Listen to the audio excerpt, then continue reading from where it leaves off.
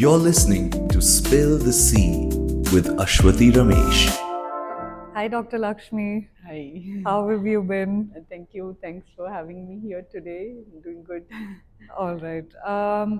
Okay, so very excited to have you here. I know you're doing something quite innovative in the solar tech space. But before we dive in, I just want to, as always, give a quick shout out to the studio by Copper and Cloves. It's the plant-based cafe where we've been recording all of these wonderful conversations. So yeah, please, Dr. Lakshmi, please, tell us what RenCube does. We at RenCube are building a new type of solar panel. So it's quite surprising to note, because when I introduce RenCube, when I say I'm from solar, what people generally assume is it's like, you're being a solar, EPC player or a solar monitoring. But what we are doing is kind of disrupting, hopefully, the solar industry Yeah. with a new type of solar panel. It's a new design altogether, which can increase your energy yield by 40% at a 20% increase in capital cost. So what we Right. are proposing is, like, you don't need motors and gears to move the panel and do the tracking of the sun. So we are changing the paradigm of tracking by building the tracking capabilities in the glass of the solar panel. So the Right. glass has some optical elements. It's like, grooves and designs that you see on chandeliers or the window facades. So Yeah. those designs are able to capture more light, and that's how we are increasing the energy yield. Yeah. No, that's amazing. I do want to dive deeper into the specifics of that. But maybe first, would you like to tell us about your journey before founding RenCube? Yeah, it's a very when I introduce myself, that I'm like, now I can say I am the pro in the solar field.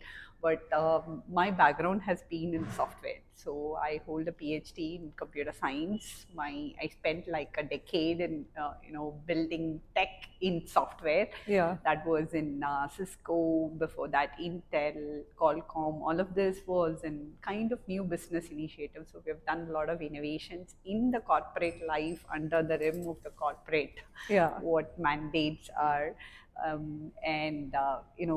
And now I have taken a cross-disciplinary approach by bringing elements of software in solar panel design. So Yeah. it's been a completely, you can say, an out-of-box Switch. thinking that we have got to the field of solar.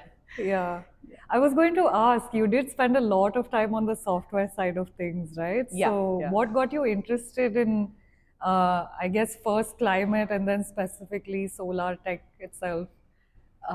This was back in my Cisco life. Like, the background of the RenCube team is, we all come from, we are all, tech people, hardcore tech people coming from Cisco, and we Yeah. decided to start this. So this was started over multiple lunch table discussions Right. in Cisco cafe, Right. literally.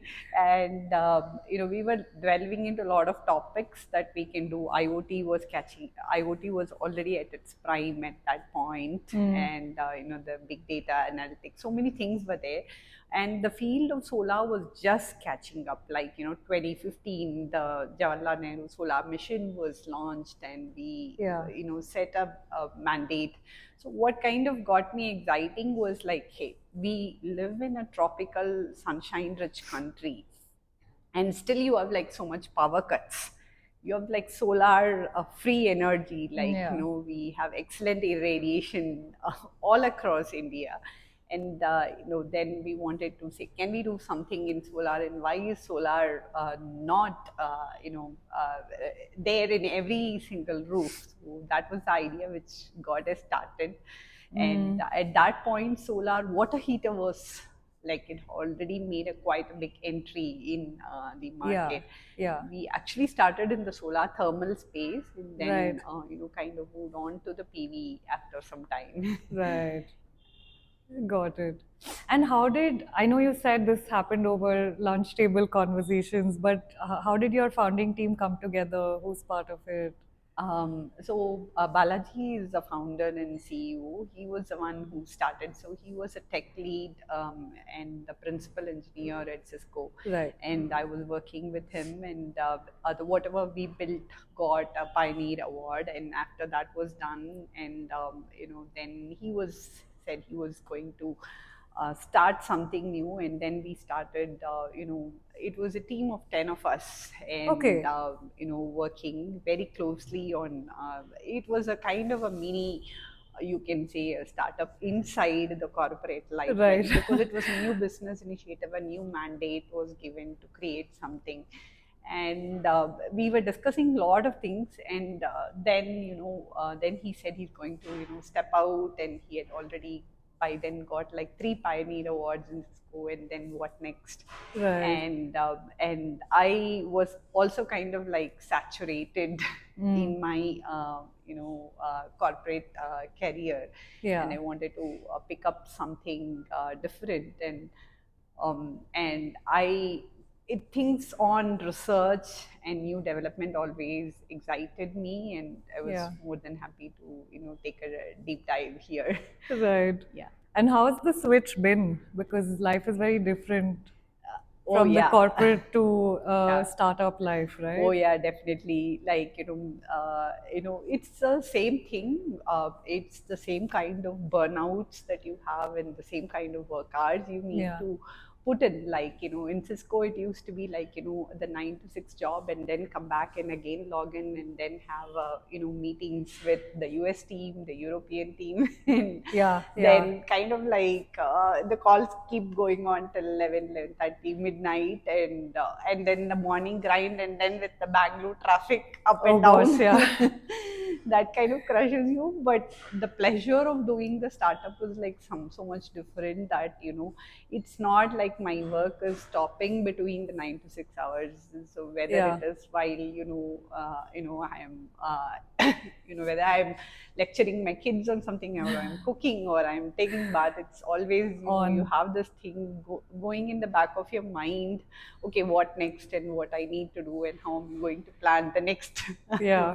month going forward. And then it's also a very chaotic world, and it's nothing is structured, and Yeah. so you think everything is fine and all problems are solved. Suddenly something comes in, and Yeah. you're dumped with that problem, and you need to solve it and go Yeah. next.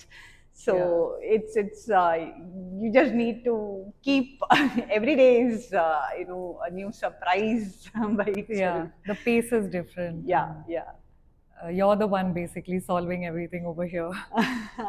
Yeah, it's and then you don't have the shelter and the big name associated with you, that Yeah. when I interact with so many vendors and other manufacturers, so when it used to be like I was under the shelter of Intel or Cisco.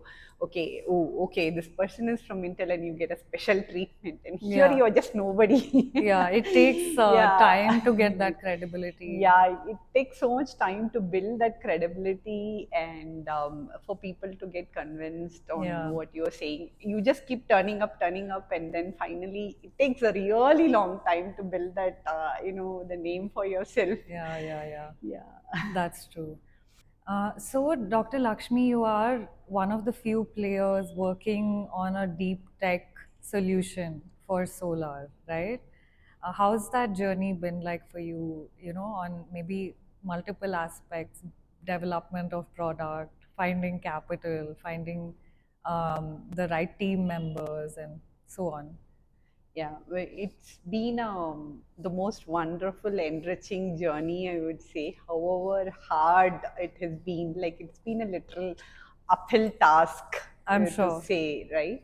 Because like this was before climate kind of became the key catchword, I would say, 2020 onwards. Correct. Right. Yeah. Before that it was very it's not like the EV or the battery space or the green hydrogen. All of this was like literally non-existent, and solar was just like there in the background catching up. Yeah. So it has been quite a uphill task, but it's been a wonderful journey.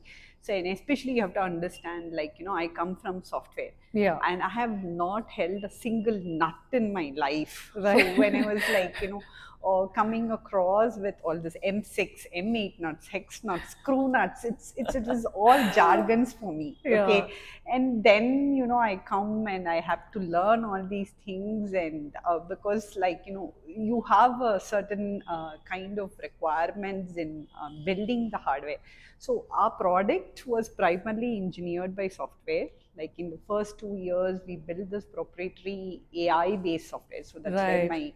my software transition to hardware happened. Like, so we built this software, and that was all our core focus. It was a lab mode work, Right.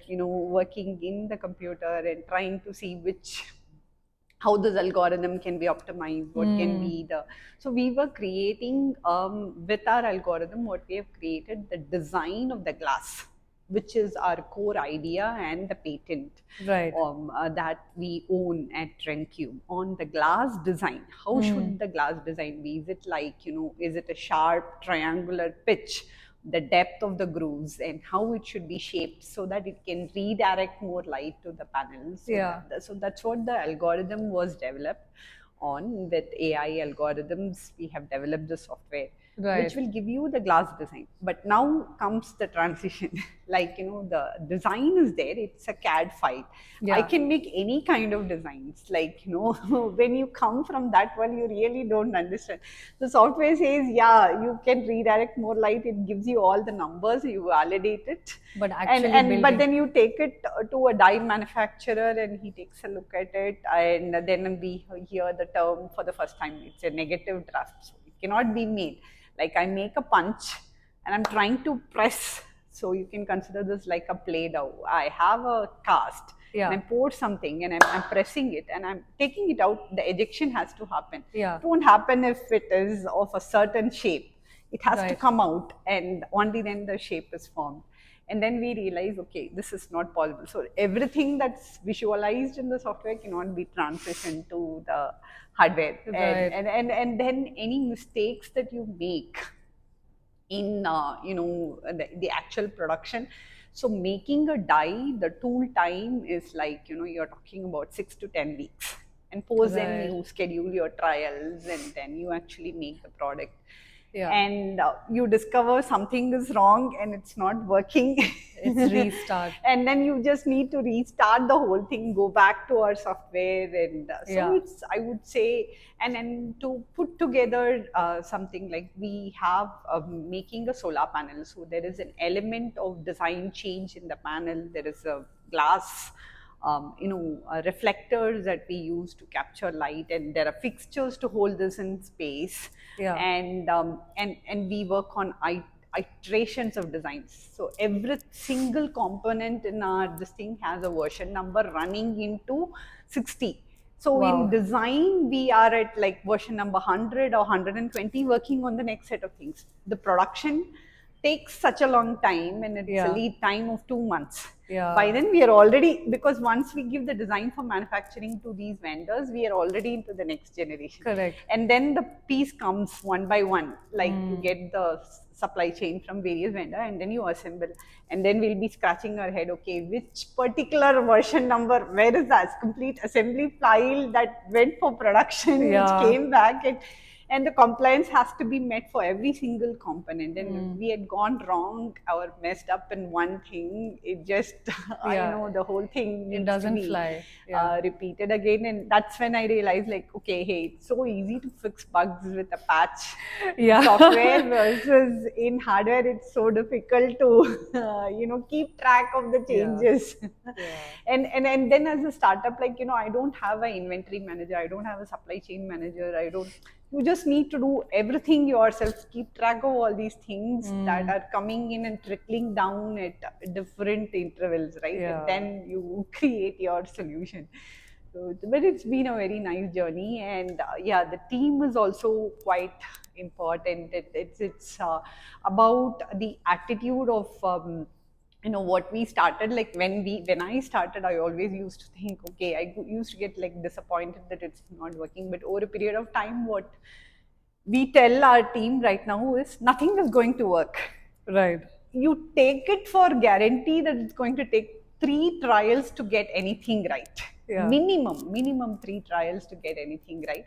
So Yeah. it's perfectly okay to make those mistakes as long as we are learning from those Yeah. mistakes. Yeah. And that's a scar that you literally need to remove from yourself, from your mindset, and from Yeah. your personality when you're building something like a hardware, Yeah. a tech, Yeah. because things are bound to go wrong, and Yeah. that's part of the learning. And so that's a culture that you need to build grounds up in your organization. Yeah, very and, important. and that's also been a huge learning there. Yeah. Yeah. And what about, again, very few deep tech solutions. It's growing, of course, in India. How do you see this ecosystem evolving now that you've also been in the space for a few years? Yeah. So I would say, like, we have had a very wonderful transformation in our ecosystem, right? Like, it literally takes a village to raise, and then the Absolutely. same goes with a startup. Yeah. Right, like that. If you see the ecosystem, how it's evolved in terms of incubators that have come up, right? And so I have done like maybe Climate Launchpad. That's where I met you. That was Yeah. probably my one of the initial incubation programs during COVID times. Yeah. But that kind of gives you a complete transformation from being a tech person to an entrepreneur person, right? By preparing yourself on, okay, when I started, I didn't know about what is value proposition, which market segment to look at. We were positioning in a different segment where we thought we'll actually make value and Yeah. impact. But then the journey always has to start with a smaller, easier, targetable market, right? And all of those things have been like huge learning, and that ecosystem is so wonderfully developed today in India. You have like so many incubators, Yeah. giving the training for, and it's no longer like it's a cool thing to do a startup. Yeah. It's never that The perception has the changed. perception has Yeah. changed among the crowd to try. And then it's also in terms of attracting those talents, right? Like, you need people in startup to work. Yeah. And that perception, people are much more, and the kids who come out of college are also much more excited to work in startup, purely because it might not be the most financially rewarding thing, but then in terms of the experience and the wholesome learning that you get, right, it's Yeah. so much more that you just can't imagine in any kind of corporate life. Yeah. And Absolutely. so that way, that system is there, and then you have like amazing set of grants to get started that the government has rolled out, whether it's Nidhi Prayas or the SISFS, the seed fund scheme. Yeah. So many things are there for people to get started, and that's been a very nice transformation Right. Right. that's happening. And what about finding capital?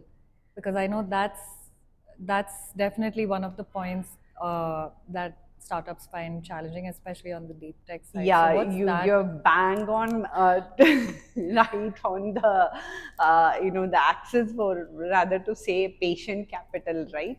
So you can I can just tell you for sure that it's not what you do in software. Like, you can have a great PowerPoint and you can pitch.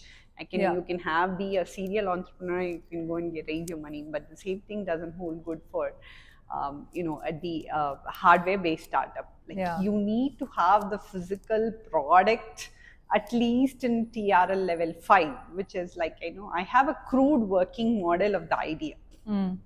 Until you build that, nobody is going to look at, no investor is going to look at it. And Yeah. and the unfortunate part is, whether you're talking about battery tech or things like what we are doing with solar panels, or any kind of like drone based systems, anything that's hardware, it is extremely capital intensive. Yeah, it for just sure. drains you out. And while we have those initial seeds planted with various programs like the Nidhi Prayas, giving those grants and giving the training to the founders to, develop the idea over multiple milestones and mature it to a working product, right? Yeah. But we still have a long way to go to get that kind of capital that is needed. It's more to say, I would say, like, frugal innovation is the Yeah. way to go Yes. forward, and just need to do something with whatever means and access that you have, and live with that system and continue to build. So ISRO is one good example there to say, Right. frugal innovations do happen. It's just the necessity is the mother of The invention, driving, yeah. right? So we need to do that jugaad to continue to innovate. And but yeah, I wish the system was much more different, like how you have in US or in Yeah. mature markets like Europe in terms of climate tech. It takes, like, to get a product out there which is working. It is like minimum you're looking at $500,000. Definitely need that kind of Yeah. capital and Yeah. money. But yeah, unfortunately, it's not there. Yeah. It's Yeah. taking some time, but I think people are becoming more aware, and hopefully, that moves the needle.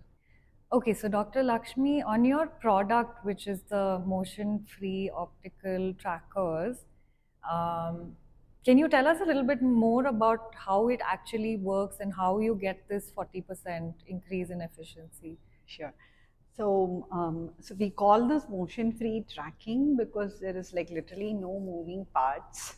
Right. So what we have changed is the paradigm of tracking. You don't need a solar panel to be moved with motors and gears to track the panel.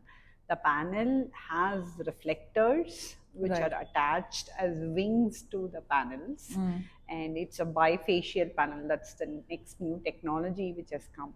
And the panel, adjacent to the solar panels, you have this reflectors, which Right. is an optical design in glass. And the design of the glass is such that it has some grooves and geometry to capture more light, and we are Right. bending the path of light. It's what you would have heard in your 10th standard physics, total internal reflection. The light Right. enters the prism and it comes out in Right. another direction. That's what we are doing here with this bringing the signs of total internal reflection in the glass, which gets attached to the panel. So you can say it's like a sunflower. Sunflower keeps moving, it works. It doesn't matter whether the sunflower is sitting in London or Bangalore or Yeah. Australia. So same way, sunflower still moves, but Correct. it tracks the sun. Why it does? So that it can get more light. In the same way, we are doing it in a motion-free way with this glass design. Right. Interesting. And actually, I was thinking about this earlier, but maybe this is a good time to ask this question. It's interesting that you all came up with a solution like this because I think in general, the efficiency of a solar panel was thought to have reached theoretical limits, right? Yeah, solar. So when you talk about solar panels, right, like you always think of the cells, Yeah. and you have like so many generations. The cell technology, even today, it keeps changing every 2 years. So we are like right now with TopCon technology that offers 25%. The theoretical limit of a cell efficiency is like defined at around 30%. That is with a single layer of single junction cell. But still we are like on the path to hit with a huge set of innovations happening in the cell space. But then what we realized was the cell market, what kind of solar cell technology I'm using. Say if I am Wari or Adani, what kind of cell technology I'm going to use is entirely dependent on the way China is driving the innovation, and because their gigawatt scale factories Right. kind of determine what gets dumped, in terms of the solar cell technology that you're going to land up with. Yeah. So then we thought it's just impossible to compete with that. And plus, like, I don't come from a material science background to say, okay, I'm developing a next generation organic pose kite or next generation cell. So then Yeah. we thought we'll top up the cell can be anything. So today we have a 25%, it can go to 27%.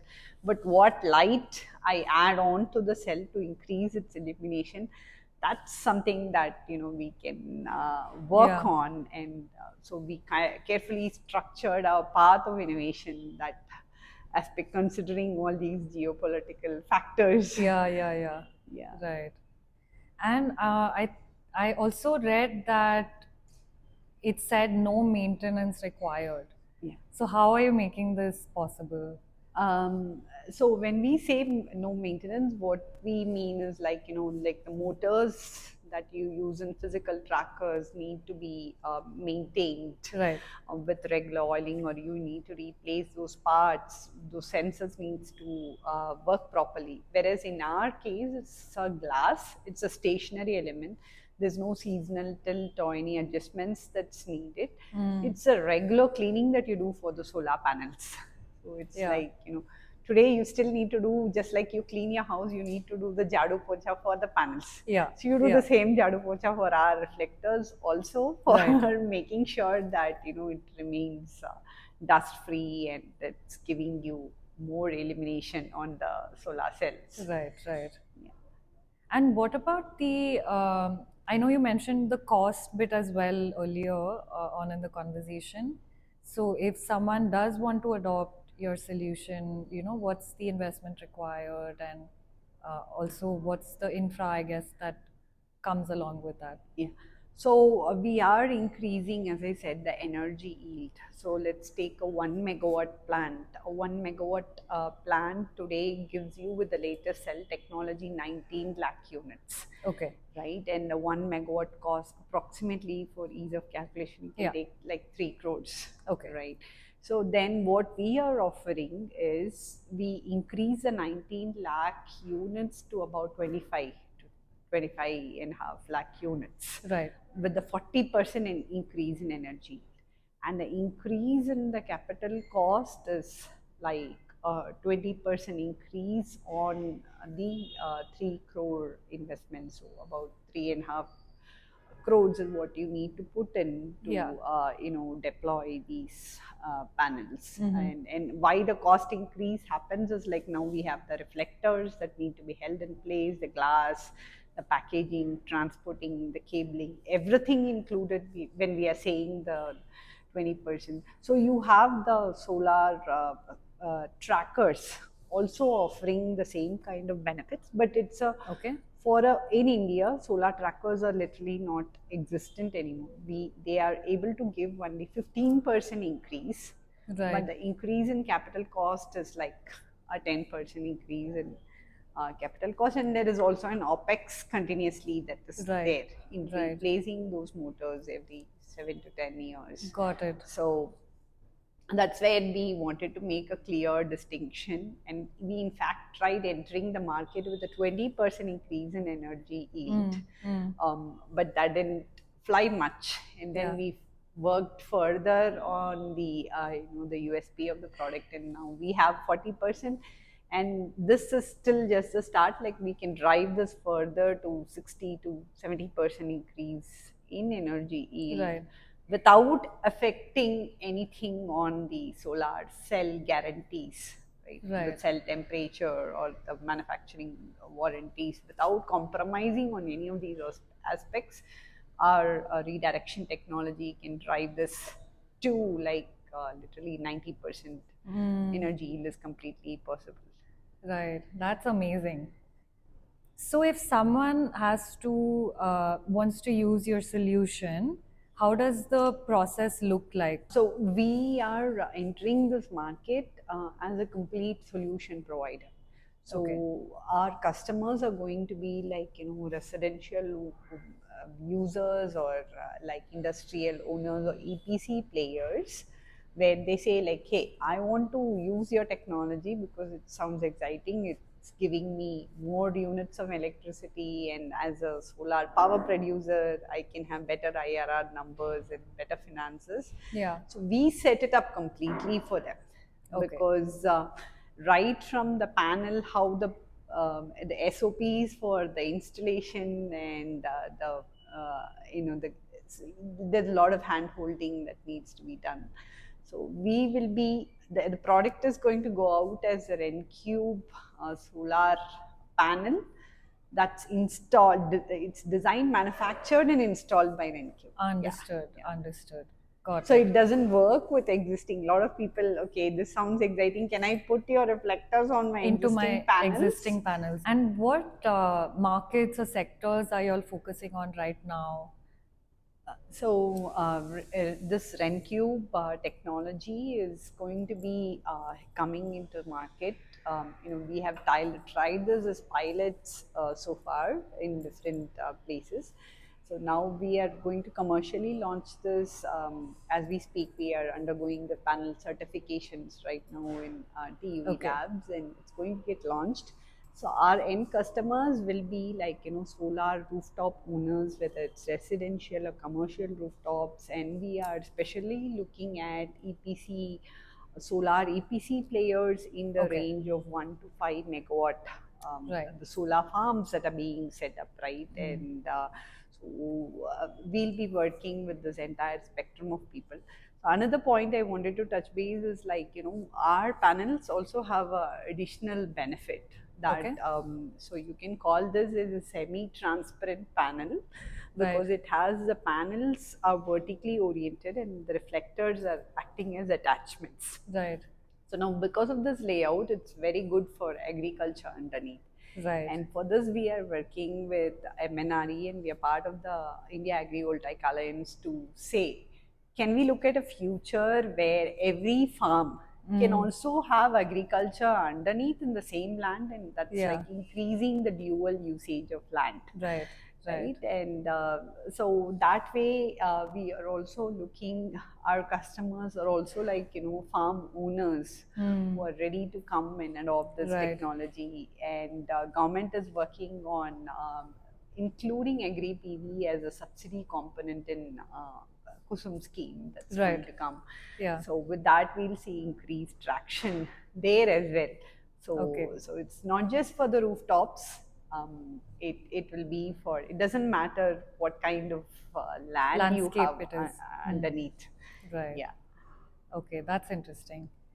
And I know you did talk about the software component as well. Would you like to dig a little deeper into what you all are doing over there? Sure. So this is a software that we have, come up and we have hands built. It's a few million lines of code that we have written. So you would have heard of AutoCAD, right? Yeah. AutoCAD is very well known in the mechanical world, where you have a drawing of this entire room, has a specific drawing, and you draw the sketch, the 3D sketch Yeah. of the product. Now, what our software is doing is, I tell the software that my objective is to track the sunlight, and it has to bring the sunlight coming in this like span, which you call as the sunlight can come in azimuth angles and elevation angles, east to Yeah. west, and whether sometimes the sun is in your Uttarayan, sun is in the Dakshinayan. Irrespective of where it comes, I need to have a 3D geometry that accepts the entire spectrum of sunlight coming in and hitting my glass. Right. And you need to tell me which glass, how should the topology of the glass look like to bring the light to the solar cells. And Yeah. that's what our software, it's like you can say you're telling to an AutoCAD software, build me a 3D geometry where it will redirect light. And that's what exactly we have built with our expertise in algorithms and software.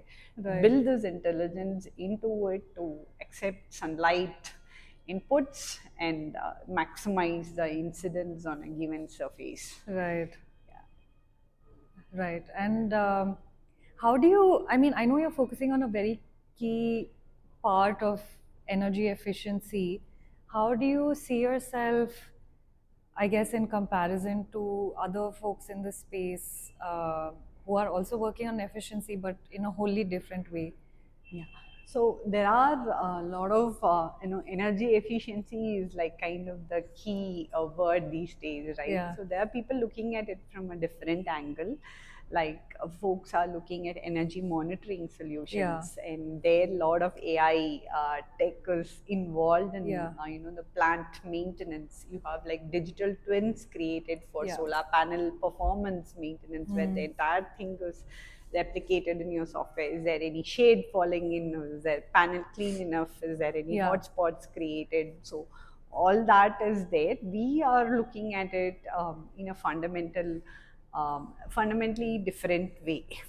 And can we make solar more efficient? So our mission at RenCube, you can say, is to increase the use cases that's possible with solar. Solar today, if you think of solar, you just think of solar farms or solar on the rooftop. Can we look at a future where every surface that's exposed to the sun is a power generating? So you could have solar balconies in your urban houses. It can be a solar facade. Like you see these corporate buildings with huge amount of glass. The entire thing can be a power generating unit, right? Yeah. That's called, it's coming up in a big way now, with called as building integrated photovoltaic. So, and you have solar carports, the solar fences and solar roadways. This is like umpteen use cases. It's why it's not penetrated deeply in every walk of our life, is like the economics matters. Can we make it more efficient? So solar panel today have this limitation that it has to be like a south facing, and it has to get, and that's when you can maximize the energy. Now with RenCube, what we are telling is, with our optical tracking, we can redirect light and maximize the energy generation. Yeah. Yeah. Dr. Lakshmi, switching gears now to go back to the customers, how have the conversations been going in order to convince them to use it? Are they skeptical? Are they excited? What's been your experience? So we have had a lot of interactions with our stakeholders, and the first customer for me to make this panel. So we ourselves don't have a manufacturing line. Okay. So we are sort of like contract manufacturing with OEMs, right? So we deal with glass manufacturers, panel manufacturers, and we have a special electrical component called junction box. We have dependencies on all these industries. Yeah. And I would say my first interaction has been, to convince all these stakeholders to help them in manufacturing what we have visualized in the tech, right? Yeah. That's a lot of stakeholders. Yeah, so you're talking about three, industries in silos, and it's not possible for us to, as a startup, to set up like a 400 crore of investment for a glass manufacturing line to manufacture what we have visualized, and we have made prototypes, and so it's been a big push that we wanted, and but over a period of time we have built our credibilities, and our conversations have matured, and the product offering and USP also has matured. Yeah. And so that was a harder journey to cross, in working with all these people to make our innovation happen, right? But in terms of customers are bang on. They understand, they love the product USP. So we started initially pitching to like the solar EPC players. Or if you say back in 2021, we were thinking we will license this tech to the PV manufacturer. So we were looking at a B2B model at that point of time. But then we realized that, something has to be licensed, it has to be mature, it has to be vetted, it has to be bankable, reliable, proven in several megawatt scale. And then, we started working with, solar EPC developers. They love the value proposition when you say that there is a 4% increase in IR. What they told us, okay, Lakshmi, if you tell me there is a 0.5% in IR increase with a tech like this, that's amazing value proposition, because we do all sort of jugards to make that happen. In our, panel maintenance, whether it's monitoring or maintenance or anything that can improve the plant performance, right? And they always used to ask, okay, I have a megawatt farm, can I use your reflectors? Then we had to say, no, this is for, let's do this for your next megawatt plant. and let's get started. So they completely understand the value Okay. proposition, and we try to enter the market first 2 years back with a 20% increase in energy yield, but then our increase in capital cost was another 15%, but Right. that didn't go well with the customers. Yeah. And then the other challenge at that point was like we were taking more area, but our idea was trackers do the same value proposition. Trackers offer you 20% increase in energy yield at a 10% increase in capex capital cost. Yeah. We'll offer the same thing and it's maintenance free. But then people were like, I already have trackers, why do I need you? Yeah. And then that's when we realize, okay, so solar, in the field of solar, especially in the urban markets, your real estate space is very valuable. So Right. if I'm giving a value proposition that's so compelling and so good, and that's when we further worked on and deep dived, and thankfully we got the bifacial solar technology where you have, like, today cells on either sides of the panels, Right. and we redirect light and make it more efficient, and we were able to make that leap from 20 to 40% 40, yeah. increase.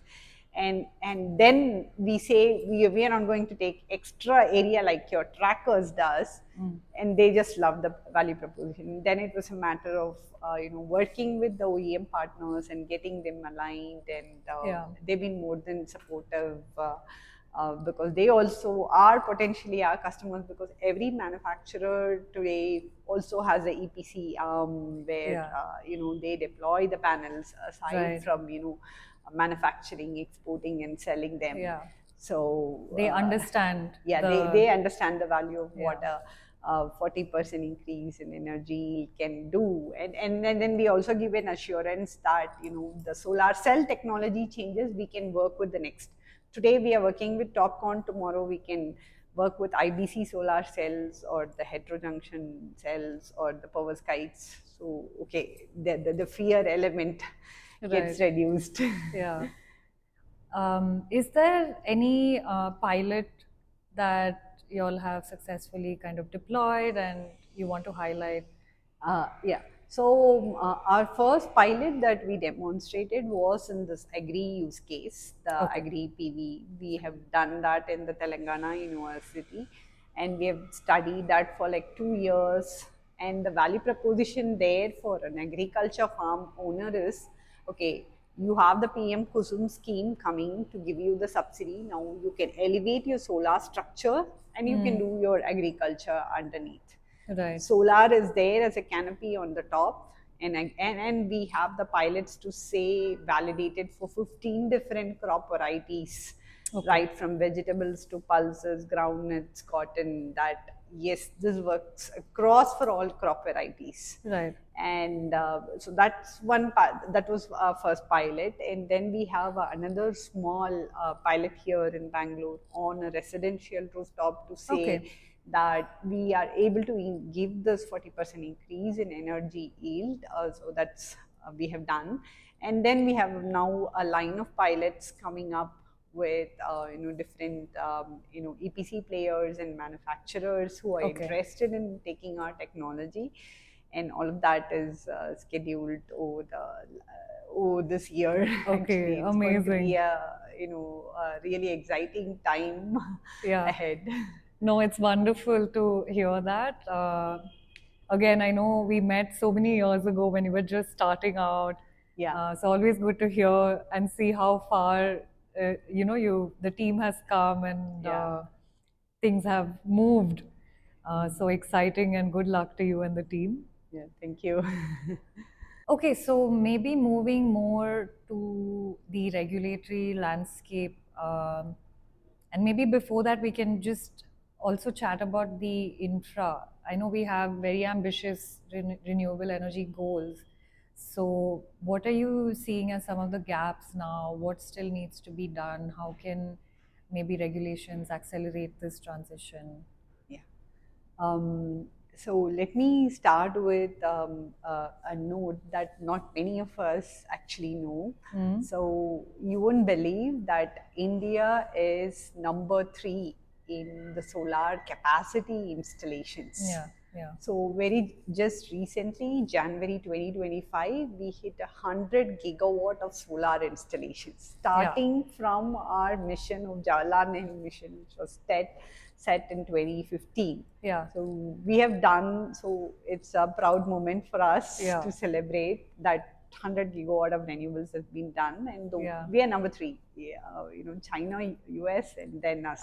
Yeah. And so it's definitely a moment to celebrate that, and we have like an amazing ecosystem to drive this forward.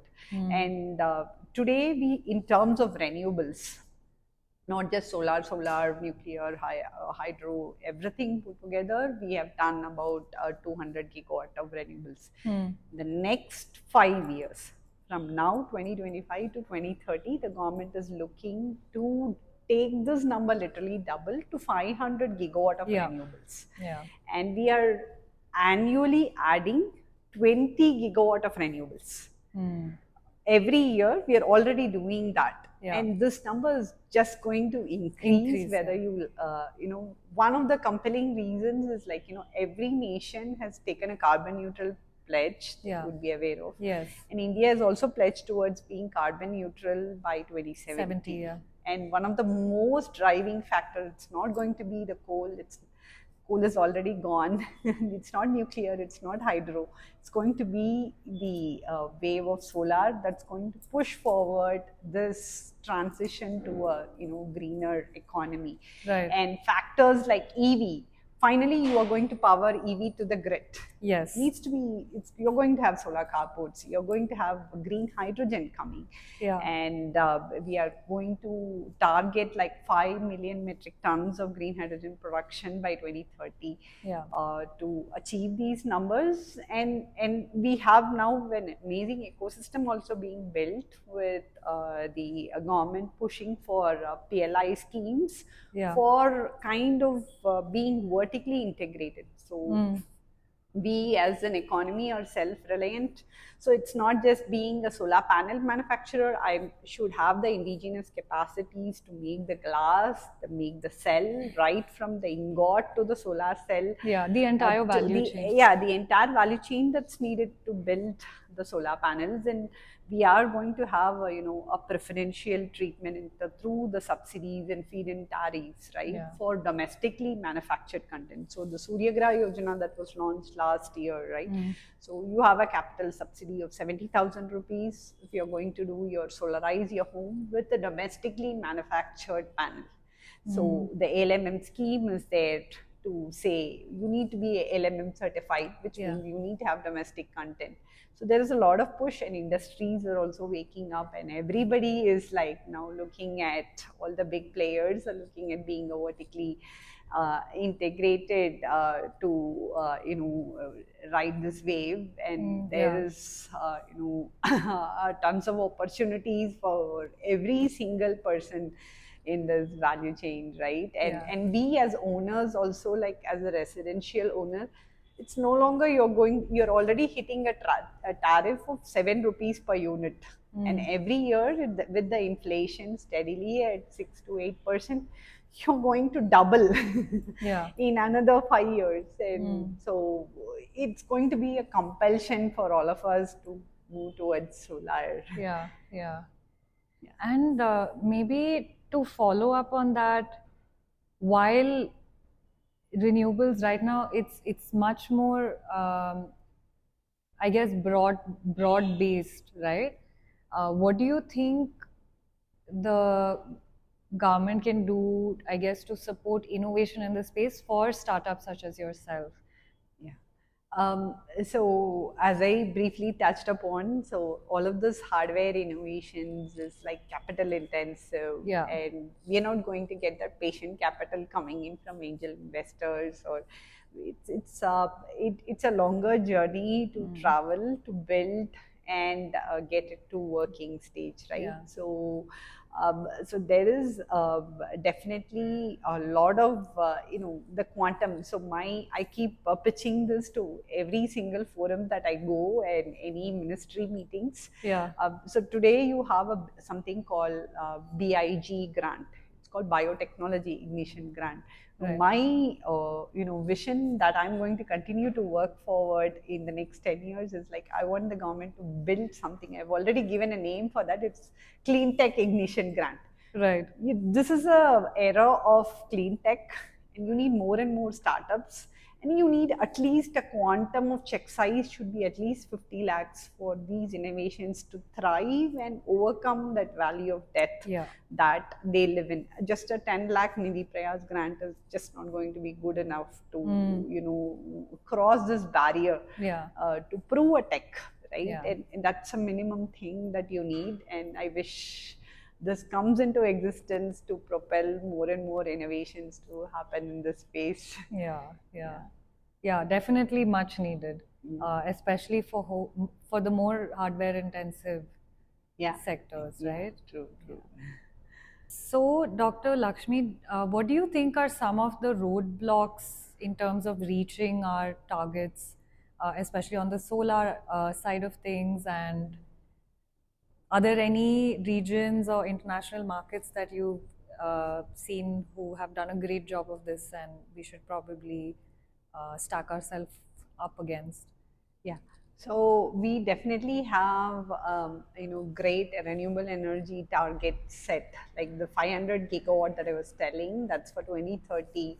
What we Yeah. need to are looking at being a carbon neutral world is like minimum 5,000 gigawatt by 2050. Yeah. So which means we need to double our capacity additions, and so just for this 500 gigawatt in terms of so solar is a capital intensive business, like I was telling you, right? Like a megawatt is a 3 crore investment. So to meet our 500 gigawatt of renewables targets, the capital that we are looking at is 30 lakh crores that's Right. needed Yeah. for this energy transition to happen.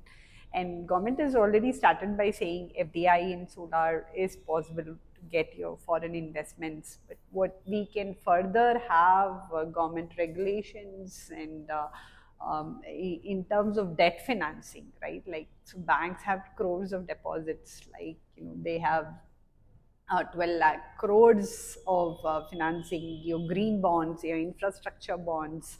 All of this can come together to meet the renewable energy financing. And we already have various things happening as we are speaking, right? A lot of things are in motion in the government to make renewable energy financing, to convince the banks, right? Like there was a couple of months back, an MNRE conducted a bankers conclave to Right. bring together the CXOs and CEOs of all the banks, public, private, NBFC, everybody, to say solar is the best possible investment for you. Right.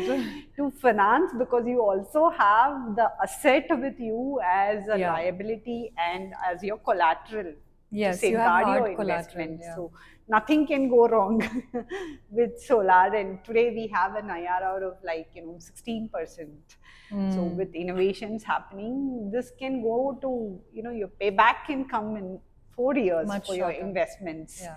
And so this debt financing is something that we need to cross that barrier as to how we can get the inflow of funds to meet our renewable energy targets. Yeah. So that's number one.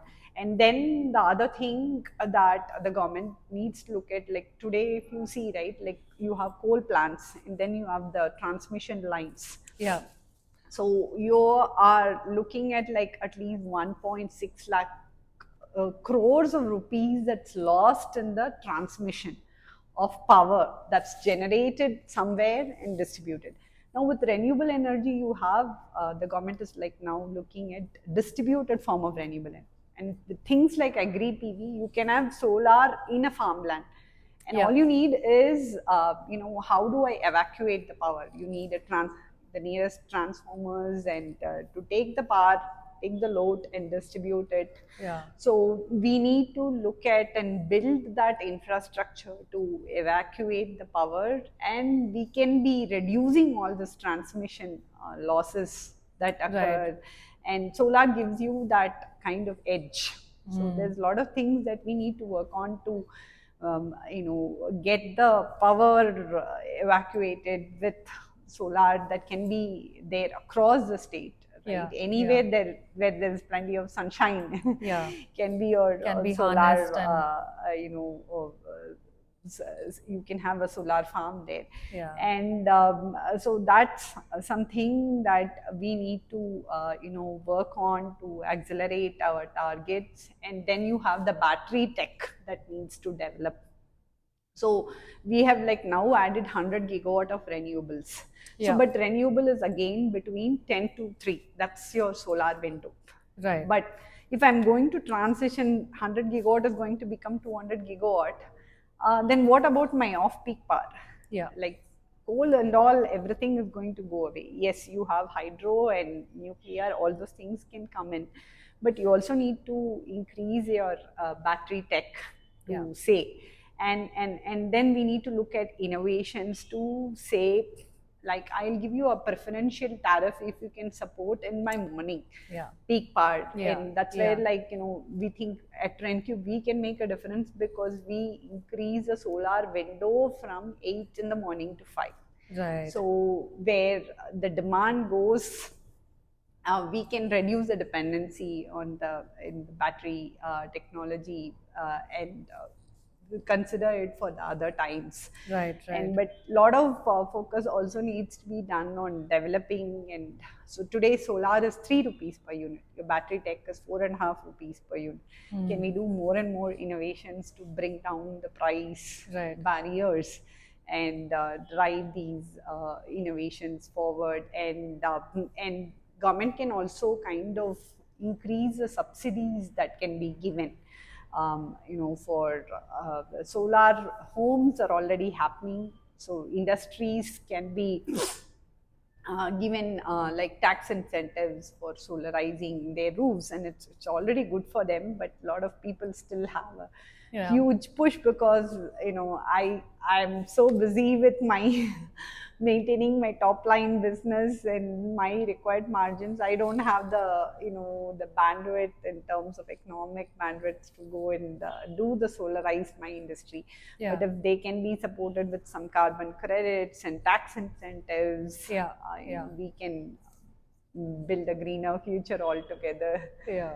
Yeah, that's something like the carbon market, carbon trading, and those are some of the learning. And like European countries like Germany and all, they have like a preferential tariff if you can do solar early in the morning. And so there people are already looking at building integrated photovoltaic, converting your building Yeah. to your entire building facade can be a solar generating unit. Right. And then if I have a east facing wall, early morning I'm able to generate power right from 7 a.m.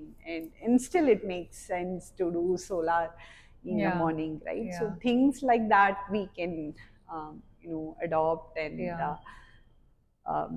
drive those innovations forward. Right. Right. Yeah. No, interesting to hear, and a lot that can be done. So it's exciting to see what the future is going to look like. Yeah. And maybe on that note, what's the future looking like for RenCube? I know you are already busy this year. What are your plans beyond this year as well? So we would continue to drive our innovation. We are going to enter the market with this 40% increase in energy. Yeah. We want to drive this to 70%, 90%. So there are other challenges that comes in. Another interesting product that I would like to mention is like with our 90% increase in energy yield. Oh, wow. Something which can happen is we'll be increasing the cell temperature. So Okay. today you have solar water heater separately, Yeah. your solar panel separately. So we want to combine the two and say the reflectors increase the energy yield in the panel, but I'm going to evacuate the heat and give a solar water heater Right. from the same system with Right. a two-in-one system. So we are looking at those kind of ideas Right. next to make with a single solution target multiple needs. Yeah. Yeah. Yeah. No, that's amazing. Excited to see how that plays out. All right. So, Dr. Lakshmi, to wrap up this conversation, I ask all my guests this question because I love hearing about, how different founders kind of maintain work and still manage to make time for other things in life. So how do you kind of navigate this world of being a founder? Yeah, so the founder's role is like sort of like definitely not a 9 to 5 job, as I said earlier, Yeah. right? And so while there are days where it is like definitely it's like, you're talking about a minimum 16 hours, it's probably not even weekends. It doesn't matter whether it's national holidays or it's Saturday or Sunday, you always have Yeah. things that is there in your back of your mind. Knowingly, unknowingly, you are still working on those problems, right?